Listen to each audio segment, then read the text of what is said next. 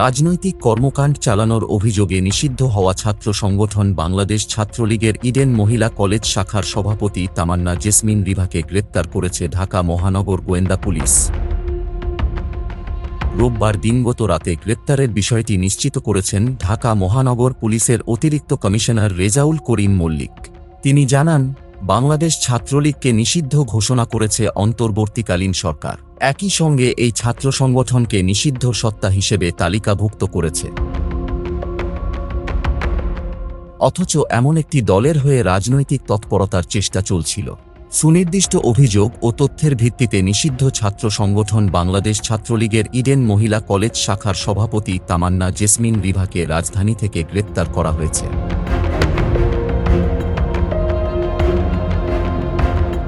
তার বিরুদ্ধে একাধিক মামলা রয়েছে উল্লেখ করে রেজাউল করিম মল্লিক বলেন, গ্রেপ্তার তামান্না জেসমিন রিভার বিরুদ্ধে আইনানুগ পদক্ষেপ প্রক্রিয়াধীন।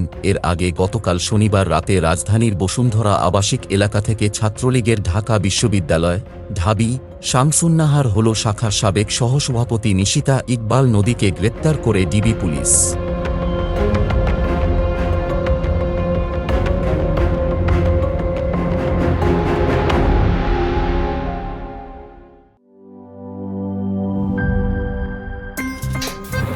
আমার একটা স্মার্ট সিদ্ধান্তে 25% গ্যাসের খরচ কমেছে। ভাবছেন কিভাবে? সাধারণ গ্যাস স্টোভ বদলে আমি এনেছি আরএফএল গ্যাস স্টোভ। এর সাইন্টিফিক নজল ও ব্রাস বার্নার ক্যাপ সমানভাবে তাপ ছড়িয়ে রান্না করে দ্রুত। তাই গ্যাসও বাঁচায় 25%, টাকাও বাঁচে 25%। আরএফএল গ্যাস স্টোভ নিরাপদ ও গ্যাস সাশ্রয়ী।